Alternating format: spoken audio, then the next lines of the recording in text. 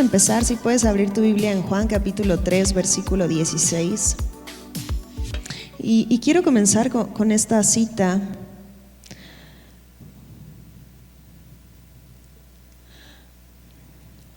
Que dice: de tal manera amó Dios al mundo que dio a su único Hijo para que todo aquel que en él crea no se pierda, mas tenga vida eterna.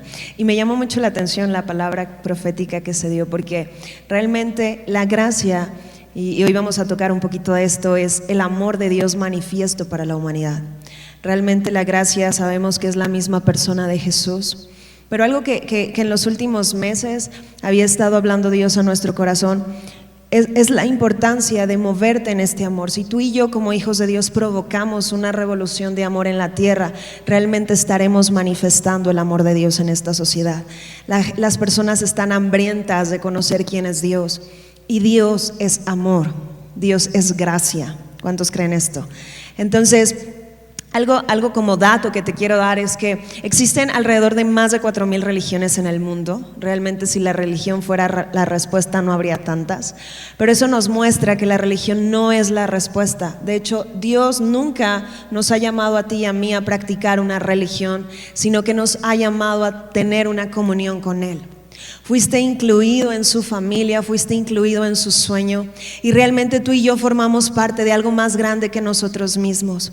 El día de ayer me quedé pensando, porque mi tío me decía esto, es que sí es cierto, nuestra vida aquí es transitoria, es un poco de tiempo, pero realmente tú y yo fuimos llamados a eternidad.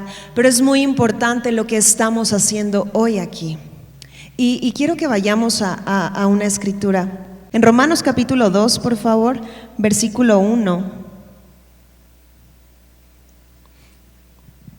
Y hay una pregunta que me gustaría hacerte. ¿Eres religioso? Voltea con alguien: ¿eres religioso? Y hoy quiero llevarte eso, porque Dios a mí me ha confrontado en ciertas áreas. De repente pensamos que no hemos caído en algún momento en religiosidad, pero la verdad es que de repente hemos caído. Y la religión no transforma, la religiosidad ahuyenta a la gente, la religiosidad produce un rechazo. Y realmente estas casas que existen en el mundo, como Restaurando tu Vida, como Fe y Gracia, son para que las personas vengan y sean restauradas y conozcan el amor de Dios. Y lo único que lo hace posible es la gracia. Tú y yo, que ya conoces de Cristo, estamos realmente en un lugar, podríamos decir, privilegiado, porque sabemos dónde vamos a pasar la eternidad. Pero es muy importante cómo estamos administrando nuestro tiempo aquí, y que tú y yo necesitamos crear puentes para que las personas conozcan quién es Cristo.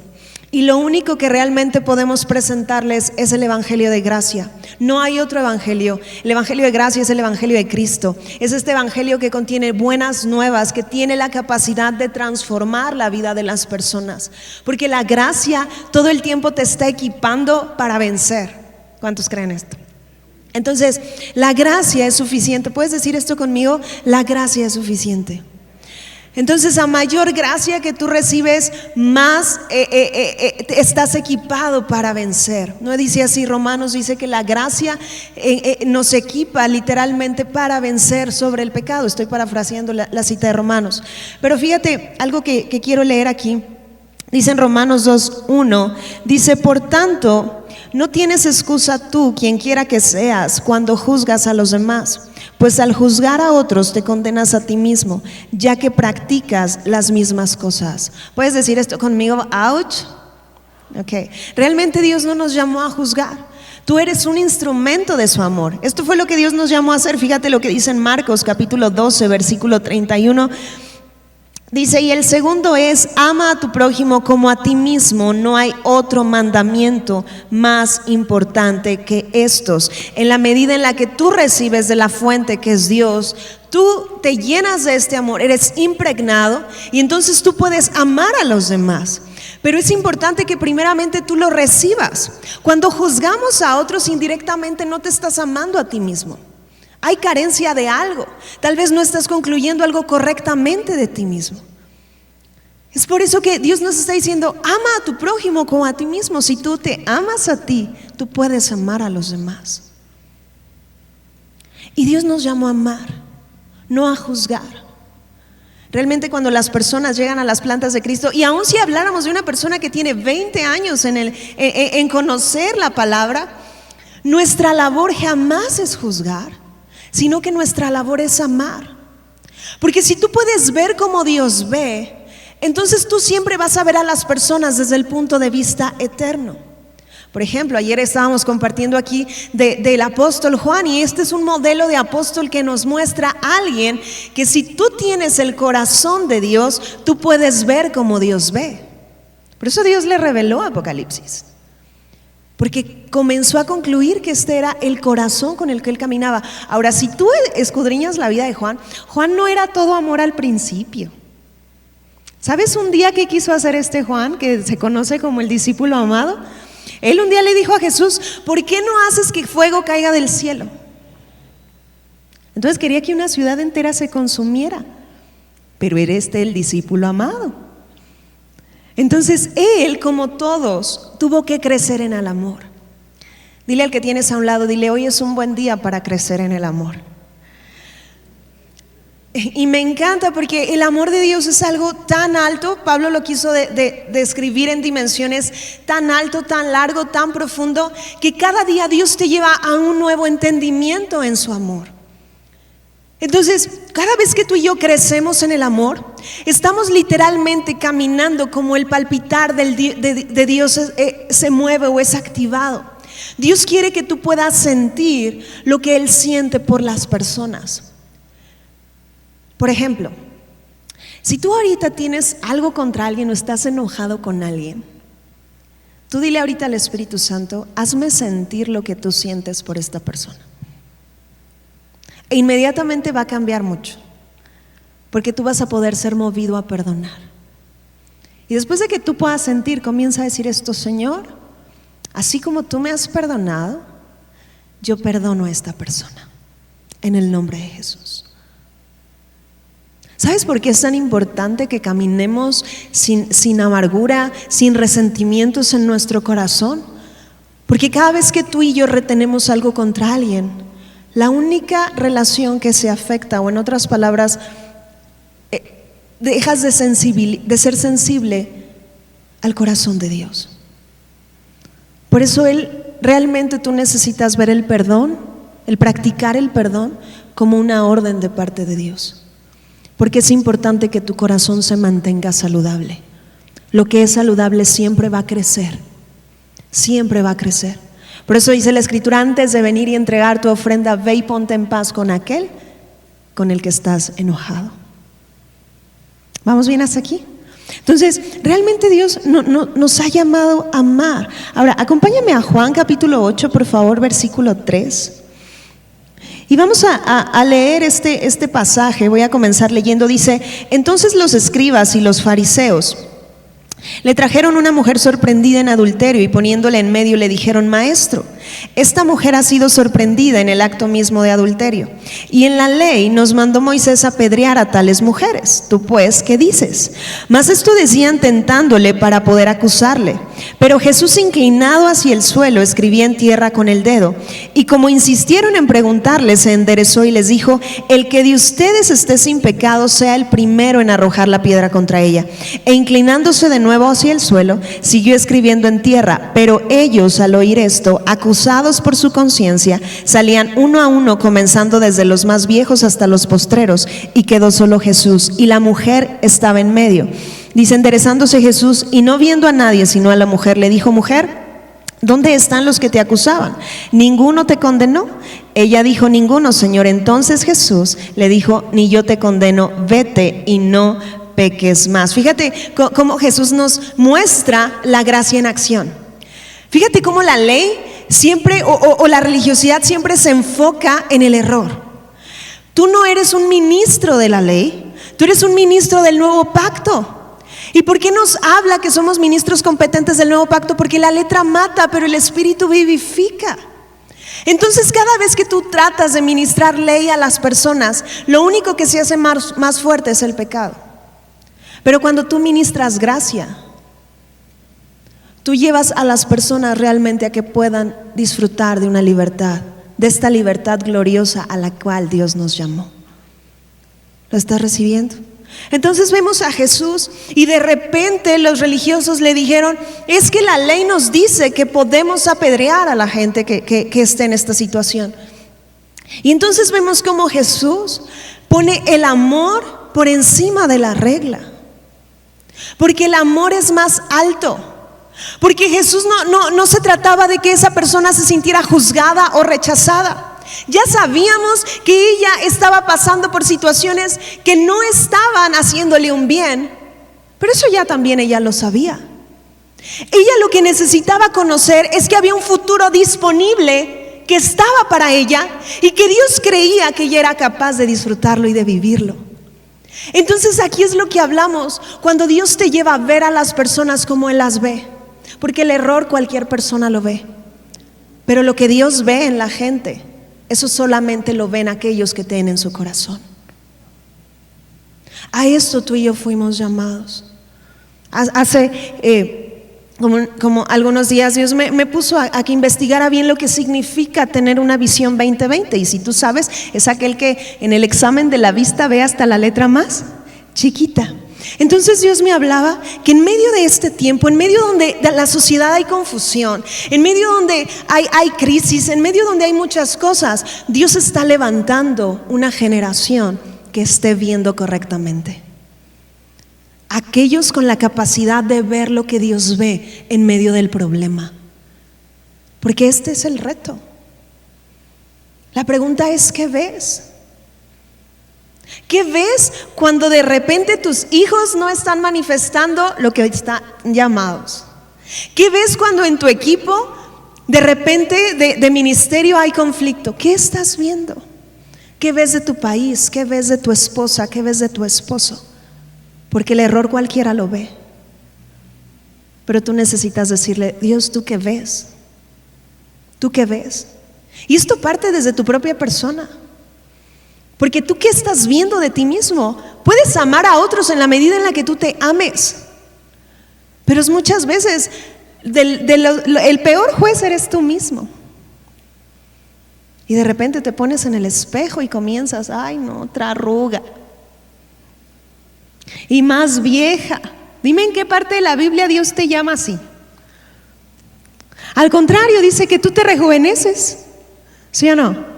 Entonces las conclusiones de ti mismo necesitan cambiar, porque si tú puedes verte como Dios ve, lo siguiente es que Dios te va a llevar a ver a las personas como Él las ve. Y va a ser muy sencillo que tú puedas ministrar y llevar a las personas a que ellos estén experimentando victoria, porque para eso estamos tú y yo aquí. Dios ama a la gente, ama a las personas, y Dios quiere que tú puedas sentir lo que Él siente por ellos, aún en medio del error. ¿Vamos bien hasta aquí? Eso fue lo que sucedió con esta mujer. Dios veía un destino glorioso para ella y la impulsó a su destino. La gracia te impulsa a tu destino. La ley simplemente te muestra lo que no puedes lograr. ¿Vamos bien aquí? Fíjate, vamos a Marcos, capítulo 2.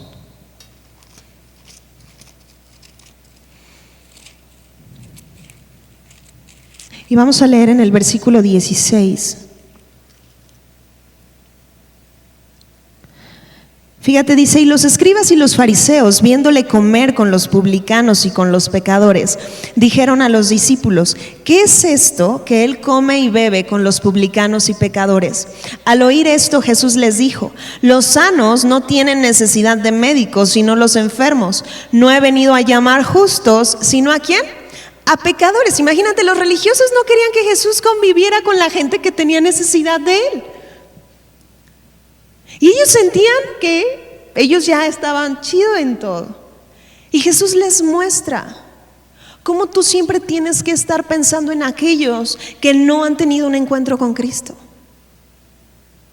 De repente, si uno pasa que uno se convierte y es cristiano y todo esto, porque la realidad es que Dios jamás te llama cristiano, te llama hijo de Dios. Pero de repente, aún en nuestro andar, practicamos ciertas costumbres religiosas, nuestro lenguaje, y a veces dejamos de conectar con las personas que no conocen a Cristo. Imagínate que con alguien que no conoce a Cristo, tú todo el tiempo digas, aleluya, Cristo Santo, en el nombre de Jesús, condeno tu lengua. ¿Cómo se sentiría esa persona? Pues fuera de lugar, dice, pues no sé ni en qué lenguaje está hablando, ¿sí me explico? Entonces, el amor siempre va a conectar. Y va a haber momentos donde tu vida, tu trato, va a serle el puente que esté conectando a las personas con Cristo. Entonces realmente necesitas recordar que Jesús estaba pensando en aquellos que no le conocían. Y tú y yo estamos llamados a esto. No sabes el hambre que hay. O sea, la gente está tan necesitada de conocer la verdad, de conocer a Jesús, que es la gracia misma. Oye, hoy en día hay tanta información en los medios digitales y la gente está a un clic de buscar quién es Dios y ahí le aparece, no, pues aquí. Y entonces toma eso. Y no necesariamente es la verdad. Pero Dios te está levantando como una voz en medio de esta generación para ser un instrumento de su amor y compartir este mensaje de gracia que portamos. Un mensaje que acerca a las personas a Cristo, no que las relega. Cuando caminamos en religiosidad, simplemente ahuyentamos a la gente. Y yo te hago esta pregunta: cuando llegues al cielo, ¿te gustaría que te reconocieran como, él fue el que más ahuyentó personas? Pues no, porque la religiosidad solamente separa, pero el amor conecta con el corazón de Dios. Esto es a lo que tú y yo fuimos llamados. Amén. Vamos a Proverbios capítulo 14, por favor. Versículo 4. Y te lo voy a leer en la Nueva Traducción Viviente y dice de esta manera: sin bueyes un establo se mantiene limpio, pero se necesita un buey fuerte para una gran cosecha. Perdón, te lo voy a leer en la versión de Passion. Está más claro en esta, perdón. Dice: el único establo limpio es un establo vacío. Entonces, si quieres el trabajo de un buey y disfrutar de una cosecha abundante, tendrás un desorden o dos que limpiar. Entonces, de repente pensamos que las personas que asisten a una congregación ya son personas que no tienen ningún error, ningún defecto, todo el tiempo están gozosas, todo el tiempo están contentas, jamás le tocan el claxon a alguien que se le metió en el semáforo, o sea, jamás cometen ningún error. Y voltea con alguien y dile: no es cierto. O sea, eso no es así. O sea, sí estamos siendo perfeccionados, pero también necesitamos entender que seguimos en el cuerpo. Entonces, cuando tú y yo caminamos en religiosidad, siempre estamos viendo como ese error. Uy, tú eres el cristiano y tú eres el que proclama a Cristo. ¿Sí me explico? Entonces imagínate, si eso pasa con la gente que a lo mejor quieres tú compartirle, de repente pasa dentro de la congregación y nos convertimos en jueces de nosotros mismos cuando eso no debería de ser. Cuando alguien está en una falta, dice la Escritura: restáurale con espíritu de mansedumbre. Pero la labor de la gracia nunca es dejar a la gente en su error, sino que te equipa para vencer. Porque a final de cuentas, todo lo que vemos de los milagros que hizo Jesús, de las personas que conectó a Cristo, como la mujer adúltera, como el endemoniado gadareno, vemos cómo Jesús se dolió con la situación al ver lo que las tinieblas habían producido en la vida de esas personas.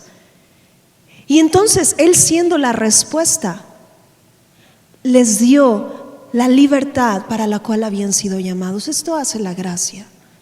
La gracia no excluye. Te lo voy a poner de esta manera: la religión excluye, Cristo salva. Y esto es a lo que tú y yo fuimos llamados. La religión siempre pone límites, pone barreras, levanta muros. Pero eso no fue lo que Cristo nos llamó a hacer. Cristo ama al mundo. Y tú y yo fuimos llamados a sentir lo que Él siente por esta humanidad. ¿Vamos bien hasta aquí? Ahora, fíjate lo que dice Efesios capítulo 4, versículo 13. Y nos dice: hasta que todos lleguemos a la unidad de la fe y del conocimiento del Hijo de Dios, a un varón perfecto, a la medida de la estatura del varón de Cristo. Entonces el reto es conectar aún con aquellos con quienes no creen o que todavía no están de acuerdo, y aquellos que no forman parte del reino, para que entonces esto se esté cumpliendo. Porque sí fuimos llamados a establecer la cultura del cielo aquí, pero lo único que podemos hacer es predicar gracia, porque esa es la respuesta. Amén. Entonces, ¿qué vino a hacer Jesús? Literalmente Él vino a abrir acceso, vino a romper límites, para quitar todo lo que la religiosidad estorbaba. Si tú te fijas, las veces más fuerte que Jesús habló fue a los religiosos, porque los religiosos ni entraban ni dejaban que otros entraran.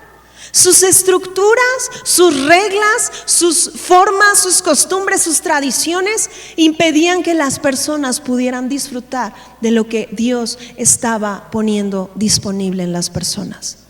Tú y yo fuimos llamados a sanar a los quebrantados de corazón, a dar libertad a los cautivos, a aquellos que no conocen, que realmente puedan ser conectados con Cristo. Y con esto yo quiero entrar a este punto. Algo que no puedes evitar es el convivir con personas. A menos que decidas ser como Shrek y meterte de ermitaño en un bosque y no convivir con nadie, pero sería muy solitario, porque tú no fuiste llamado, no es diseño. Entonces realmente todo el tiempo vamos a convivir con personas. Y algo que es muy importante es que tú puedas verlos como Dios los ve. Porque muchas veces el pecado ofende a la gente. Y entonces cuando te ofende, lo único que haces es hacerlo a un lado y decirle: no me lo enseñes, porque me ofendes. Y en lugar de ayudarle, esa persona puede seguir concluyendo mal, concluyendo erróneamente, y sigue cavando un hoyo profundo. Cuando, si tú lees las Escrituras, dice que Jesús rescata del hoyo tu vida. Entonces estaríamos caminando en algo incongruente a lo cual tú y yo fuimos llamados a hacer. Si tú esperas encontrar a las personas sin errores dentro de una congregación, espera sentado, porque no es así. El mismo Pablo dijo: soy perfecto en espíritu, pero sigo siendo perfeccionado en conducta. Entonces, cuando te ofende el error de la gente, cuando te ofende, te lo voy a poner de esta manera, aun cuando aborreces a alguien, cuando sientes odio o algo feo por una persona, simplemente estás limitado en tu capacidad de amar. Y lo que Dios quiere hacer en eso es que tú puedas crecer en su amor. Es más, cada vez que alguien te hace algo o habla mal de ti, es una oportunidad para crecer en el amor. Voltea con alguien y dile: es tiempo de crecer. Porque Dios quiere que tú puedas sentir lo que Él siente por la humanidad. Y las ofensas, familia, estorban, dividen. A Satanás le encanta que estés conflictuado con las personas que aman. Le encanta meter discordia. Pero cuando tú decides crecer en el amor y cerrarle esa puerta, las tinieblas ya no pueden generar nada en ese lugar. Y entonces los ambientes comienzan a ser transformados en ambientes de reino, que incluyen gozo, que incluyen justicia y que incluyen paz. Porque esto requiere ser el diseño de tu casa. Y tal vez hoy es un buen momento de crecer en el amor. Dios, ¿tú qué ves de mi esposo? ¿Tú qué ves de mi esposa? ¿Tú qué ves de mis hijos? Tal vez tuviste un roce con algún líder, tal vez tuviste un roce con algún congregante, y ¿sabes qué? Es tiempo de crecer en el amor. Porque lo único que Satanás quiere es que un día estés tan ofendido que digas: ya no voy a ir restaurando tu vida, que ahora sí me extrañan. Y ¿sabes qué? El único que hizo fiesta ahí fue Satanás, porque muy posible era la casa donde ibas a dar fruto. Porque yo sé que esta casa es una casa donde hay mucho fruto. Y lo único que Satanás produjo fue división. Y hay algo más grande a lo que fuimos llamados. Hay almas que se están perdiendo. Hay personas que no están conociendo de Cristo. Y a veces estamos más preocupados en la ofensa. Entonces yo sí creo que este año y este tiempo es un tiempo para crecer más en su amor. Y que tus relaciones personales puedan mostrar quién es Cristo. Entonces yo quiero invitarte a esto. Cierra tus ojos ahí y dile al Espíritu Santo: quiero crecer en tu amor. Y dile ahí con todo tu corazón: hazme sentir. Si tú estás en pleito con alguien, si alguien te dañó, si tal vez fue hace 20 años, tal vez cuando tú eras un niño, o tal vez fue el día de ayer, o fue hoy que saliste de tu casa, con el nombre de esa persona en tu corazón, tú dile al Espíritu Santo: hazme sentir lo que tú sientes por esta persona.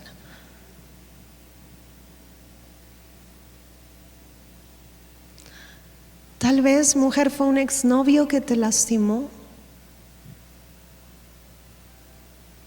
Tal vez fueron tus papás. Tal vez fue la ausencia de tus papás. Tal vez fue un líder. Tal vez la misma religiosidad te lastimó. Te hizo sentir que no valías, que no podías, que eras indigno. Y en ese momento, ahí dile: hazme sentir lo que tú sientes por esta persona. Y con todo tu corazón ahí, porque yo sé que el amor de Dios está siendo derramado en este momento. Te equipa para vencer, para conquistar, para gobernar sobre la ofensa y el daño. Y dile ahí: tomo la decisión de perdonar. Y nombra a esa persona ahí donde tú estás. Si tal vez eras tú mismo, si tal vez te habías juzgado a ti mismo, si tal vez habías hablado muerte de tu persona, di: me perdono a mí mismo, en el nombre de Jesús. Papá, oro por cada corazón en este lugar. Sé que tu gracia es suficiente y tu amor es lo que estás derramando sobre cada corazón. Que cada persona aquí sea más consciente de cuánto tú les amas y que este amor es suficiente. Papá, en este momento todo daño, toda ofensa queda a un lado en el nombre de Jesús. Y en este momento, Espíritu Santo, recuérdales que cada uno de ellos son hijos para mostrar al Padre en esta generación. Y que ellos puedan concluir que son instrumentos de amor en medio donde hay confusión, donde no hay claridad, donde hay incertidumbre. Porque yo hoy creo, Señor, en el nombre de Jesús, que encuentros divinos se producen en los lugares donde estas personas van a estar caminando en los próximos días, próximos meses. Y palabras de tu corazón estarán brotando de sus bocas para transformar la vida de muchos. En el nombre poderoso de Jesús, decidimos volver a ti los ojos y no desenfocarnos en aquello que estorba. En el nombre poderoso de Jesús. Amén. Y solamente quiero cerrar con esto.